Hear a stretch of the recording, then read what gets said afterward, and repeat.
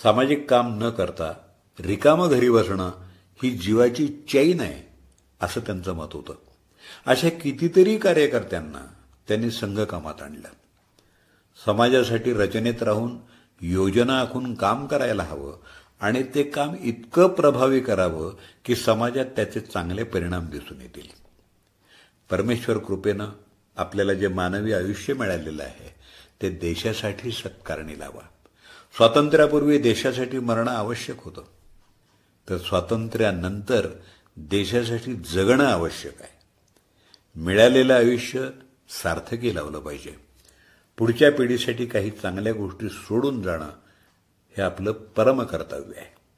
काही चांगल्या गोष्टींचा आदर्श घालून देणं आवश्यक आहे. चांगल्या पद्धतीनं वर्तमानात काम करणं, राष्ट्रीय विचारधारेचं काम करणं हा त्यांच्या आग्रहाचा विषय होता. ते नेहमी तरुणांना आवाहन करायचे की एक आयुष्य देशासाठी द्या. प्रत्येकानं लग्न संसाराचा विचार केलाच पाहिजे असं नाही. काही जणांनी आयुष्य हे समाजासाठीच खर्च केलं पाहिजे. मदनदासजी कार्यकर्त्यांची काळजी घ्यायची. मदनदासजींनी संघटनेसाठी अनेक माणसं घडवली. वेळ प्रसंगी त्यांनी त्या माणसांची काळजीही घेतली. त्यांच्या कुटुंबालाही धीर दिला. वेळ आली तर समस्या सोडवण्यासाठी कार्यकर्त्यांच्या बरोबरीनं 2 पावलं खाली येऊन समस्या सोडवण्यासाठी प्रयत्न देखील केले. कार्यकर्त्यांबरोबर सहप्रवासाची तर अनेक उदाहरणं आहेत. कार्यकर्त्यांना धैर्याबरोबर धीर देणं, त्याच्या पाठीशी उभं राहणं, कार्यकर्त्याच्या घरची परिस्थिती समजून घेणं.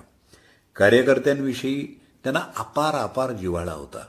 स्वतःला कितीही कष्ट पडले तरी ते कार्यकर्त्याची काळजी घेणं हा वसा सोडत नसत. कार्यकर्ता सांभाळला तरच संघटनेची वृद्धी होईल. संघटनेप्रती घेतलेलं व्रत त्याने आयुष्याच्या शेवटच्या श्वासापर्यंत सांभाळलं. कार्यकर्त्याशी संवाद, संपर्क आणि समन्वय या त्रिसूत्रीचा त्यांनी कायम अवलंब केला.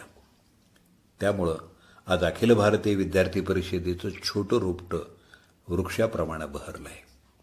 मी पूर्णवेळ कार्यकर्ता असताना त्याने ज्या अनेक गोष्टींची शिकवण दिली त्याचं महत्त्व त्या न कळत्या वयात उमजलं नाही, पण त्याचं महत्त्व मला आज पटतंय. मदनदासजी म्हणायचे, तरुणांनी व्यायाम करून आपलं शरीर तंदुरुस्त ठेवलं पाहिजे. फोनवर नेमकं बोलावं. जेवताना ठराविक भाज्यांचाच आग्रह नसावा, तर पानात पडेल त्याचा आनंदानं स्वीकार करावा. आपण पूर्णवेळ कार्यकर्ते आहोत. पथ्य असतील तर जरूर सांगावीत, मात्र आवडीनिवडी असू नयेत. शिवाय कार्यकर्त्यांना त्यांचं नेहमी सांगणं असायचं की तुम्ही तुमच्या रोज करायच्या गोष्टी वाढवा, म्हणजे सातत्य ठेवा. त्यामुळं तुमचा स्वतःवरचा विश्वास वाढेल. तुमच्यावर लोक विश्वास ठेवू लागतील. त्यांचं म्हणणं असायचं की तुम्ही पूर्णवेळ कार्यकर्ते आहात म्हणजे तुम्ही नेते आहात.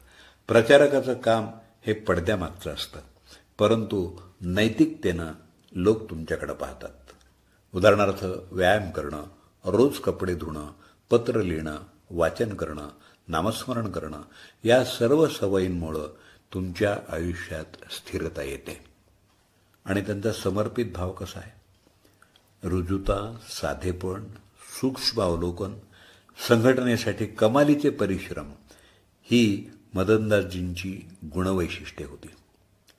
मदनदासजींचं व्हिजन असं होतं की सर्व क्षेत्रात संघ विचारधारेचं प्रभावी नेतृत्व उभं करणं. या सगळ्यात महत्वाची एक गोष्ट त्यांनी जपली, ती म्हणजे माणूस हा महत्वाचा आहे आणि त्याला जपलं पाहिजे. यशवंतराव केळकर हे त्यांचं दैवत होतं. माणूस जोडला जाणं, माणूस सांभाळला जाणं हे सर्वात महत्वाचं. त्यासाठी यशवंतराव आणि मदनदासजींचं नेहमीच एक मत असं असायचं की वितळत नाही असं धातू नाही, तसं मनुष्य कामात येणार नाही असे होणे नाही. ज्याप्रमाणे धातूचा वितळण्याचा काळ ठरलेला असतो, त्याचप्रमाणे माणूस उपयोगात येण्यासाठी प्रत्येकाची वेळ ठरलेली असते. प्रत्येकाची वेळ वेगळी असू शकते. त्यासाठी धीर असणं महत्वाचं आणि हा धीर मदनदासजींकडे होता. आयुष्यभर त्याने तो धीर सांभाळला. अशांत जम्मू काश्मीर, धुमसणारा पंजाब, परकीय शक्तींच्या हस्तक्षेपामुळे अस्वस्थ असलेला ईशान्य भारत, श्रीराम जन्मभूमी आंदोलन, स्वदेशी आंदोलन, एकीकडे चीन तर दुसरीकडे पाकिस्तान, दुहेरी सीमावादात पोखरलेला देश, डाव्या विचारसरणीचा समाजमानसावर प्रभाव, अशा विविध आव्हानात्मक वातावरणात सामाजिक संघटनेचं नेतृत्व, ते सुद्धा या संभ्रमाच्या उंबरठ्यावर असलेल्या तरुण वर्गात राष्ट्राभिमान प्रज्वलित करण्याचं महाकठीण शिवधनुष्य मदनदासजींनी उचललं. मित्रहो, विद्यार्थी परिषदेला आलेलं अखिल भारतीय स्वरूप आणि राष्ट्र प्रथम मानणाऱ्या संघटनेच्या नेतृत्वात भारत आज विश्वगुरुपदाची वाटचाल करतोय. हे मदनदासजींनी लावलेल्या छोट्या रोपट्याला येऊ लागलेलं सुमधुर फळच म्हणावं लागेल.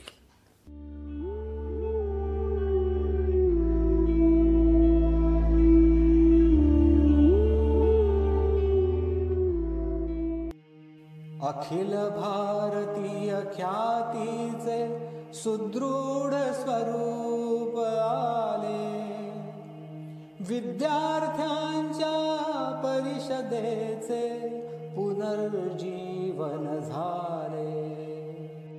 अखिल भारतीय ख्यातीचे सुदृढ स्वरूप आले, विद्यार्थ्यांच्या परिषदेचे पुनर्जीवन झाले. सतत प्रवासन भेटी गाठी, नवनवीन व्यक्तींची दाटी. सतत प्रवासन भेटी गाठी, नवनवीन व्यक्तींची दाटी. जडण घडण त्या प्रत्येकाची, कणखरते नेतृत्व उभे झाले. विद्यार्थ्यांच्या परिषदेचे पुनर्जीवन झाले. पडद्यामागून कार्यप्रवाह, संस्कारांचा घनवर्षाव. पडद्यामागून कार्यप्रवाह, संस्कारांचा घनवर्षाव. सतत क्षाळीजो कार्यकर्त्या, कार्यास्तव व्यक्तित्व सिद्ध झाले. विद्यार्थ्यांच्या परिषदेचे पुनर्जीवन झाले. विद्यार्थ्यांच्या परिषदेचे पुनर्जीवन झाले.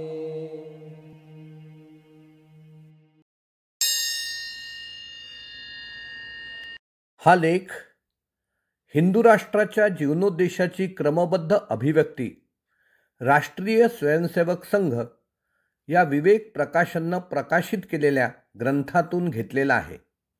या लेखाचे लेखक आहेत विलास भागवत. या लेखाचं अभिवाचन श्री दत्ता सरदेशमुख यांनी सादर केलेलं आहे. मिलिंद रहाटगावकर, मला जे जे भावते ते सर्व या यूट्यूब चॅनलवरून प्रसिद्ध झालेला हा लेख सादरीकरण श्रद्धांजली गीत आपल्याला आवडलं असेल तर लाईकचं बटन दाबा, शेअरचं बटन दाबून हा लेख संघाच्या स्वयंसेवकांना, संघाच्या समर्थकांना आणि समाजातील संपूर्ण सज्जन शक्तीला आपण पाठवावा ही विनम्र विनंती करतो.